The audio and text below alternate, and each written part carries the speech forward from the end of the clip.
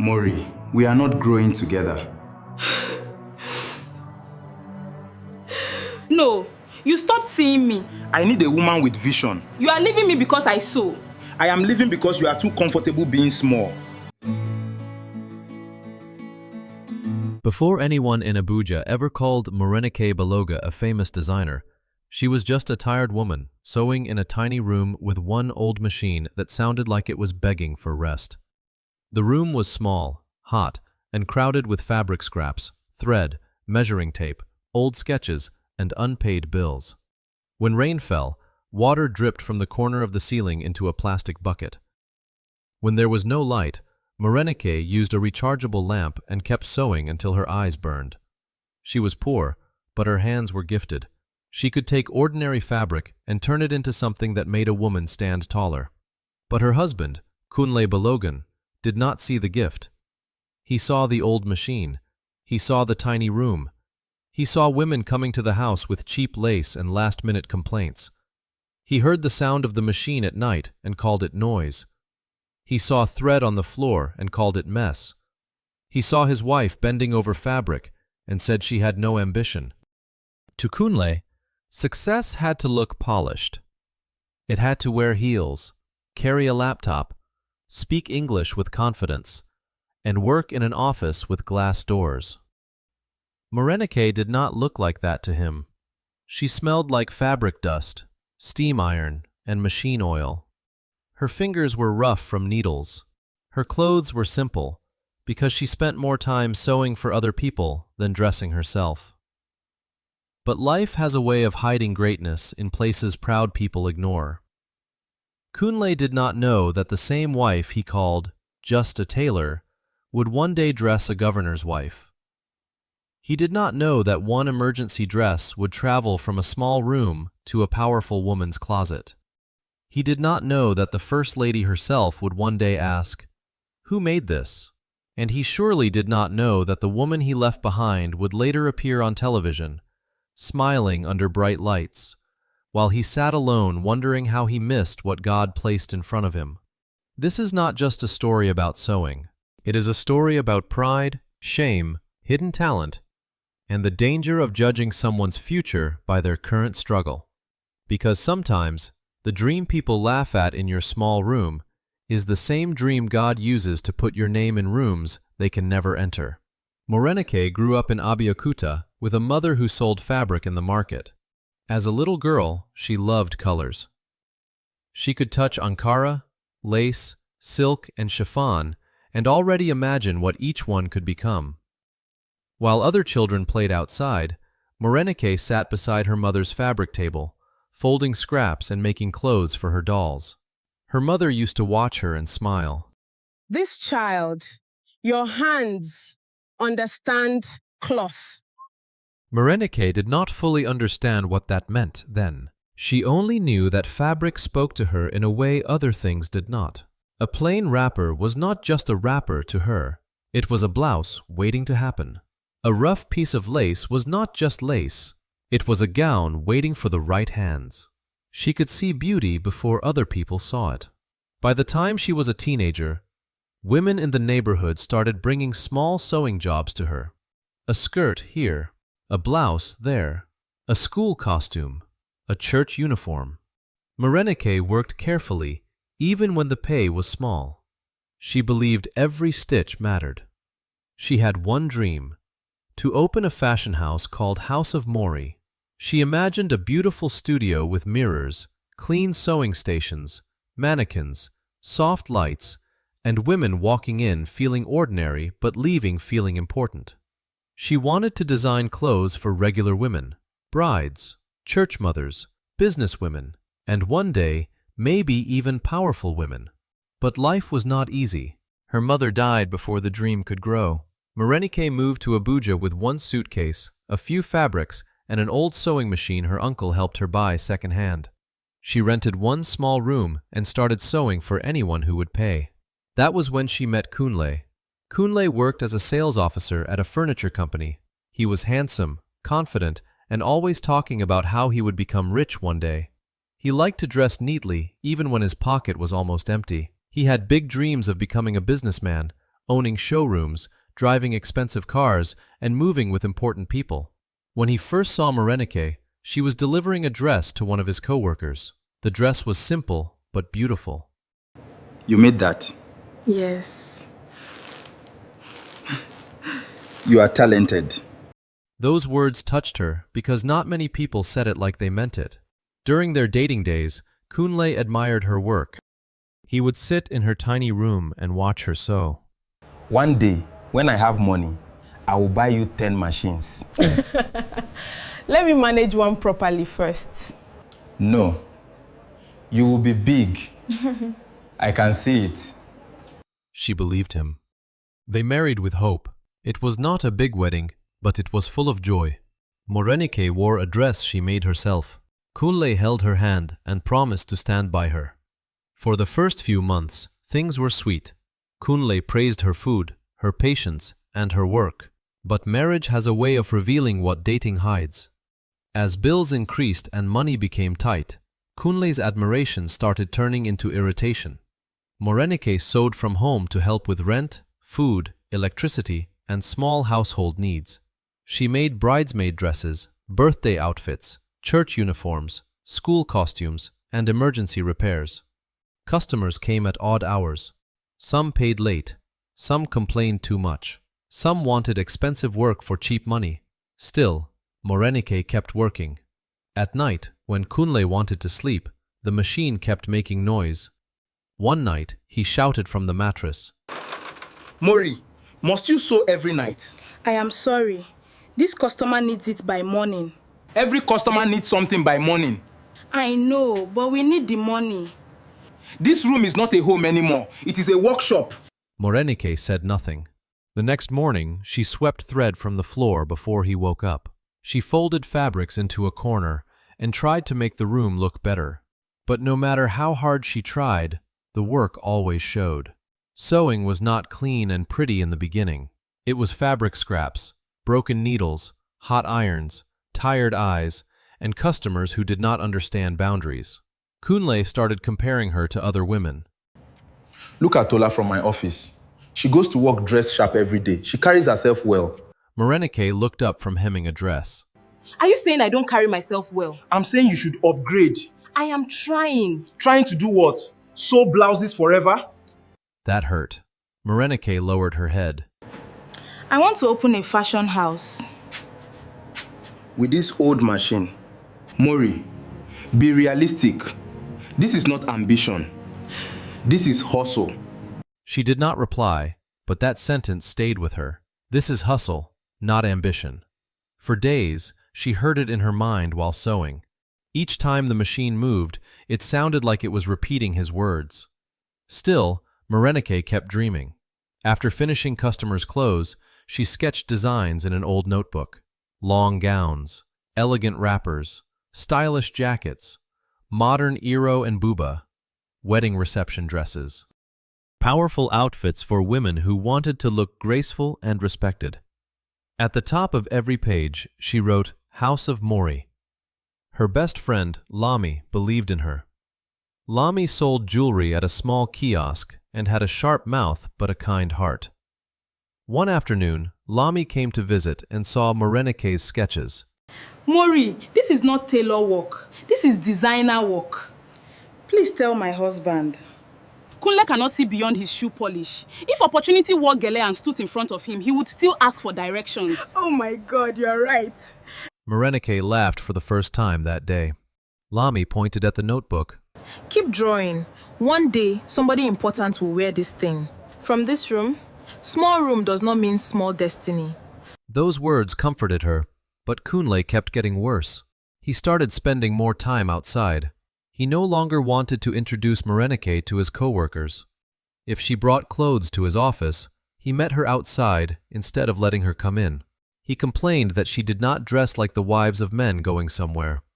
Then he met a woman named Ivie Martins. Ivie worked at a private bank. She was stylish, polished, and confident. Her hair was always neat. Her nails were always done. She wore fitted office dresses and perfume that entered a room before she did. Kunle met her when his company sent him to handle a furniture supply account at the bank. Ivie knew how to flatter him. You don't look like someone who should remain in sales. What do I look like? Like a man who should own the company. He loved that. They started talking often. At first, it was harmless. Then it became lunch, then calls, then messages late at night. Ivie listened to Kunle complain about his life, and she fed his pride. A man with your kind of vision needs a woman who matches it. My wife is good, but... But what? She's just always sewing. Customers, fabric, noise, no polish. Good women are everywhere, but a man going up needs more than good. He needs presentation. That word settled in Kunle's mind. Presentation. From then on, he looked at Morenike differently. When she sat at the machine, he saw struggle. When she measured customers, he saw embarrassment. When she talked about House of Mori, he heard childish dreams. One Saturday, Kunle took Morenike to a co-worker's birthday party. Morenike wore a beautiful burgundy dress she had made herself. It fit her perfectly. Some women admired it. One woman said, Your dress is lovely. Who made it? I did. You are good. For a moment, Morenike felt proud. Then Ivie walked in wearing a sleek cream dress, high heels, and a gold watch. She greeted people smoothly, laughed confidently, and moved like she owned every space. Kunle watched her too long. On the way home, he was quiet. Did I do something wrong? You need to learn how to look more modern. She frowned. What was wrong with how I looked? You looked homemade. Homemade does not mean cheap. You don't understand these things, Okun. No, Kunle. I understand insult when I hear it. He did not apologize. The disrespect became open after that. He stopped hiding it. One night, Morenike was sewing a bridesmaid dress when he came home irritated. Look at you. Same machine, same room, same life. What does that mean? It means I am tired. Tired of what? Tired of being married to a woman with no ambition. Do not say that to me. It is true. You are comfortable being small. I work every day. Work, sewing wrappers for church women. That is your great plan. I have a dream. A dream needs more than thread. That night, Morenike cried quietly while he slept. A few weeks later, Kunle told her he wanted to end the marriage. He said it like he had been practicing. Mori, we are not growing together. No, you stopped seeing me. I need a woman with vision. You are leaving me because I sew. I am leaving because you are too comfortable being small. The room went quiet. Morenike felt like all the air had left her body. Kunle moved out and soon began showing up publicly with Ivie. People whispered. Some said Morenike could not keep her husband. Some said Kunle had upgraded. Some said a man like him needed a woman with class. Morenike stayed in the tiny room with her old machine, unpaid rent, and a heart so broken she could barely sew. For 3 days, the machine stayed silent. Her elderly neighbor, Mama Chidima, noticed. Mama Chidima was a widow who sold roasted groundnuts outside the compound. She was small in body, but strong in spirit. She had seen many things in life, and she did not fear saying the truth. On the 4th day, she knocked on Morenike's door. My daughter, why is your machine quiet? Maybe Kunle was right. Maybe I am small. Mama Chidima stepped inside and looked around. Small room does not mean small destiny. Morenike began to cry. Mama Chidima sat beside her. Some people leave because God knows they cannot respect the place He is taking you. Do not bury your gift because one blind man could not see it. Morenike wiped her eyes. Mama Chidima touched the old sewing machine. This machine may look old, but if God breathes on your hands, kings' wives will wear what comes from here. Morenike almost laughed through tears. Mama, kings' wives? Is God poor? Those words became a seed. The next morning, Morenike cleaned the room. She swept the floor. She arranged her fabrics. She oiled the machine. She opened her notebook and looked at the name House of Mori. Then she started sewing again. At first, business was slow. Some customers left because of gossip. Others wanted to pay almost nothing. But Morenike worked with more focus. She stopped treating herself like a small tailor and started acting like the designer she wanted to become. She took better pictures with Lami's phone. She posted her designs online. Lami helped her write captions. Elegant dress by House of Mori. Custom fit, clean finish. Book now. Morenike felt shy, but Lami pushed her. If you don't announce yourself, how will destiny know where to deliver the package? You and your mouth. One loyal customer from church, Auntie Darren, ordered a dress and paid up front. Your hand is good. A fabric seller named Baba Musa also helped her. He had seen her struggle for years and gave her fabric on credit. The big opportunity came from an emergency. A wealthy woman named Mrs. Nse Okoti needed a dress for a private dinner. Her original designer disappointed her at the last minute. The dress was too tight, badly sewn, and impossible to fix. Auntie Darren recommended Morenike. Mrs. Nse arrived at Morenike's tiny room in a shiny car. When she stepped inside, her face changed. This is where you sew. Yes, ma. Mrs. Nse looked around at the small room, the old machine, and the bucket in the corner. I need something classy by tomorrow evening. Can you do it? Yes, ma. If you trust me. I don't have a choice. Morenike worked all night. She forgot hunger. She forgot sleep. She forgot Kunle. She focused only on the fabric. She created a navy blue gown with gold detail around the neckline and sleeves. It was simple, but powerful. The shape was clean. The finishing was neat. The dress looked expensive. When Mrs. Nse tried it on, she stared at herself in the mirror. Are you sure you made this here? Yes, ma. This is beautiful. That night, Mrs. Nse wore the dress to a private dinner. At the dinner, she sat near Chief Mrs. Halima Wada, the governor's wife. The governor's wife kept looking at the dress. Finally, she said, Nse, who made this? A young woman in a tiny room. But her hand is not tiny. The governor's wife asked for Morenike's number. When Morenike received the call the next morning, she thought someone was joking. The woman on the phone said, "Please hold for Chief Mrs. Halima Wada." Morenike almost dropped the phone. Am I speaking with the designer who made Mrs. Nse's dress? Yes, ma. I want you to make something for me.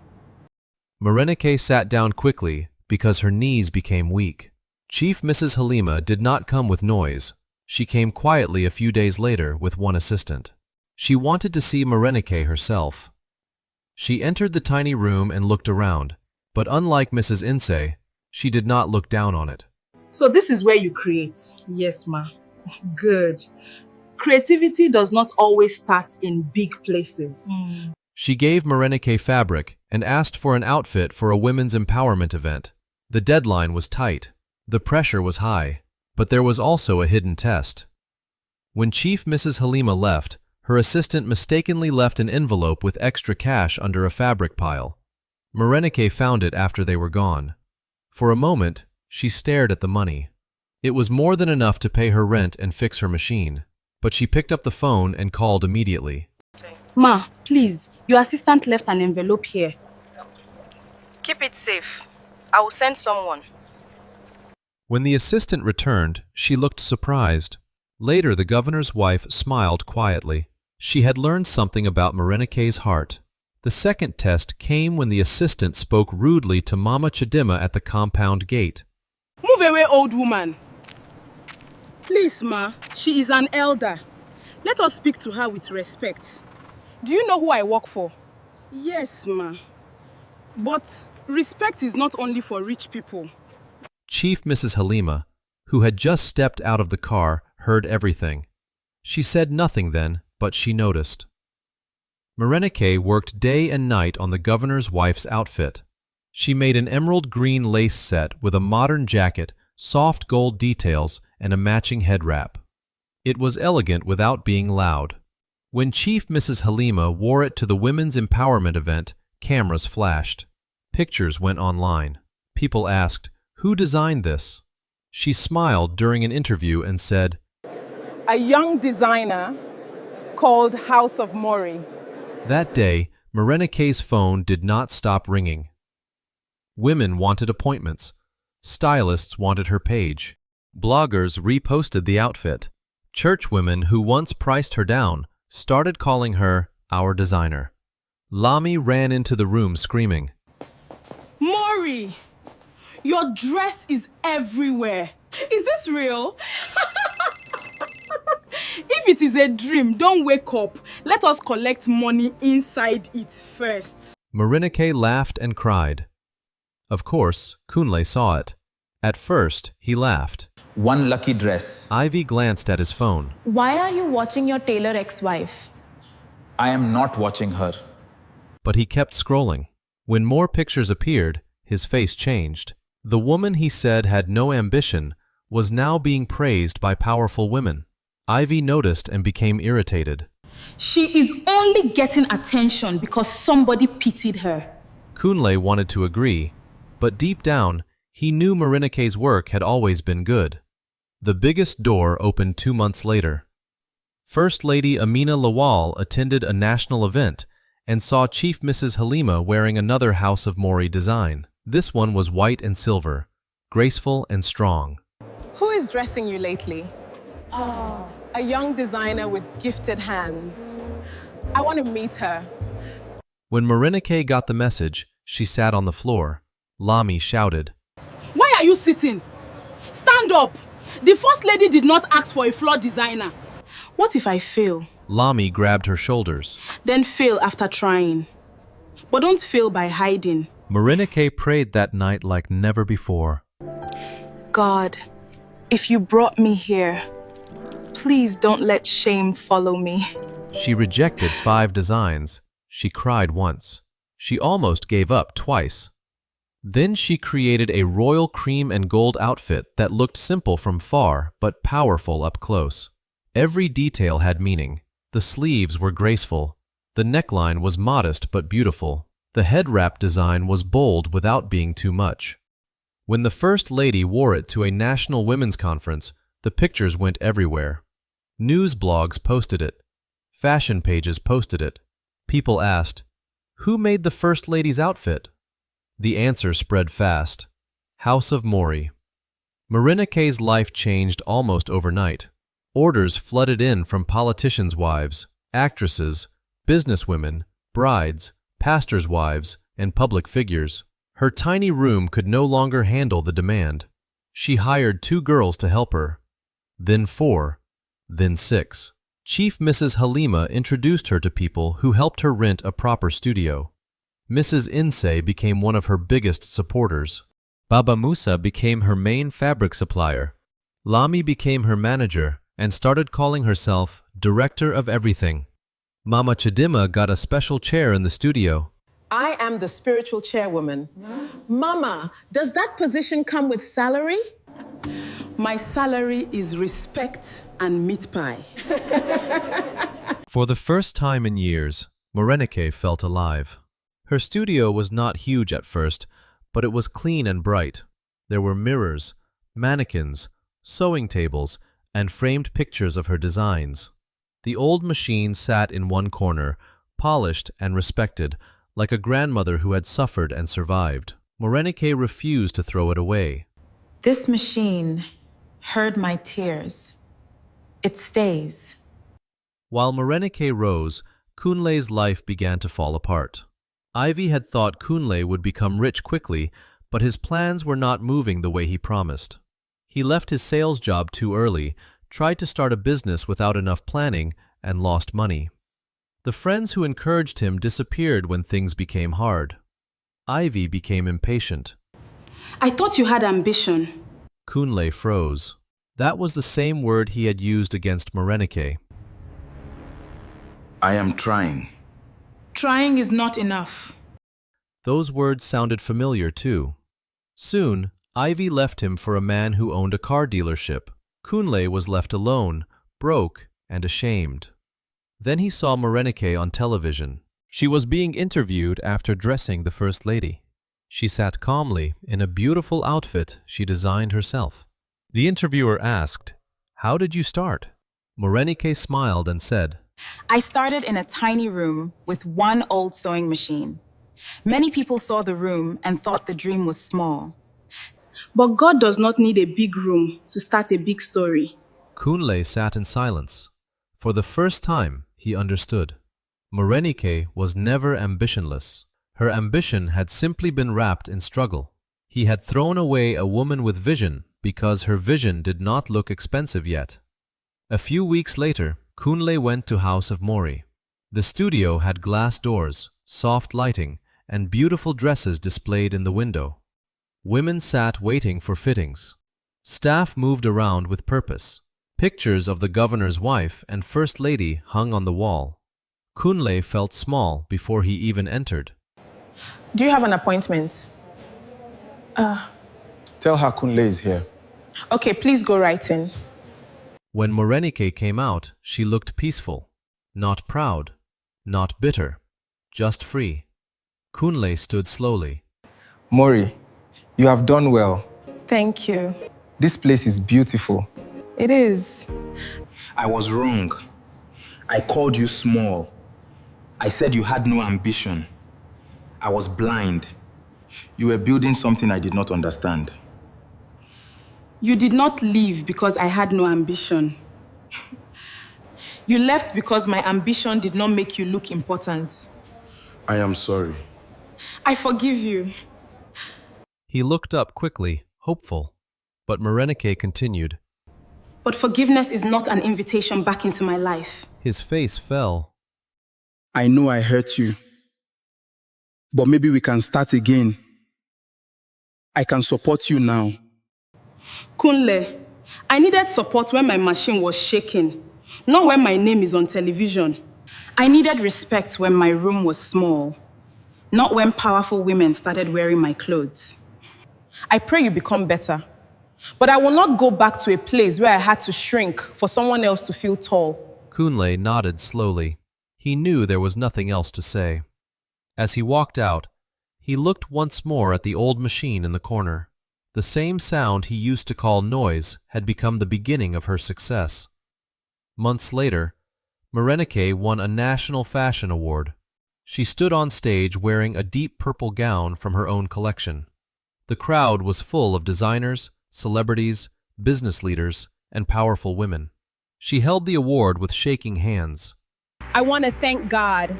I want to thank my mother, who taught me that fabric can become anything in the right hands. I want to thank Mama Chidima, who told me small room does not mean small destiny. I want to thank Lami, who believed even when I was crying on the floor. And I want to thank every woman who has ever been told her dream is too small. The room became quiet. Never let anyone bury what God gave you just because they cannot see where it is going. Your gift may start in a small room, but that does not mean it will end there. Everyone around them laughed. I told her, Mama, after this award, we are increasing prices. Yes, destiny is not cheap. Absolutely, it's not. What a night. Kunle wanted a woman who looked successful, so he threw away the woman who was becoming successful. Ivie looked polished, but she had no loyalty when life became hard. The people who laughed at Morenike's tiny room did not know greatness was being stitched there every night. Mrs. Nse opened one door. The governor's wife opened another. The First Lady opened a door Morenike never imagined. But it was Morenike's gift, honesty, patience, and faith that carried her through. In the end, Morenike did not just become famous. She became respected. She became free. She became the woman she used to draw in her notebook. Because sometimes, what people call small is only something great in its beginning stage. Sometimes, the gift they mock is the same gift God uses to announce you. And sometimes, the dream people laugh at in your tiny room becomes the reason your name enters rooms they can only watch from outside.